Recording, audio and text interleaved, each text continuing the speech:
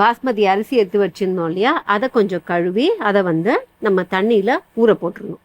So ஊற போட்டுட்டு அது சோக் ஆகிட்டே இருக்கிற டைமில் என்ன பண்ணுறோம் அப்படின்னா, குக்கரை எடுத்துட்டு குக்கரில் தேவையான அளவுக்கு நெய், தேவையான அளவுக்கு எண்ணெய், இது ரெண்டுத்தையும் போட்டு இது ரெண்டும் நல்லா காஞ்சதுக்கப்புறம் அதில் சுருள்பட்டை, ஏலக்காய், கிராம்பு இது எல்லாத்தையும் போட்டுட்டு இதெல்லாம் நல்லா பொரிஞ்சதுக்கப்புறம் நல்லா நீல வாக்கில் நறுக்கிய வெங்காயத்தை ஆட் பண்ணணும். வெங்காயத்தோடையே நம்ம என்ன பண்ணுறோம் அப்படின்னா, தேவையான அளவுக்கு உப்பை ஆட் பண்ணுறோம்.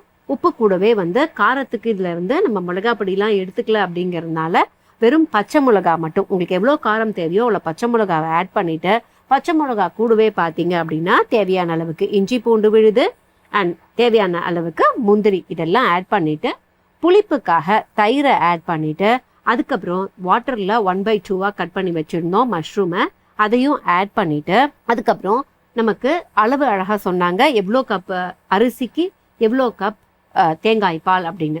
ஸோ தேங்காய் பாலை ஆட் பண்ணிடுறோம். தேங்காய் பாலை ஆட் பண்ண கையோட அரிசியை சோக் பண்ணி வச்சுருந்தோம்ல, அதையும் ஆட் பண்ணிவிட்டு ஃபைனலாக புதினாவையும் போட்டுட்டு நல்லா க்ளோஸ் பண்ணிவிட்டு ஒரு விசில் விடணும்.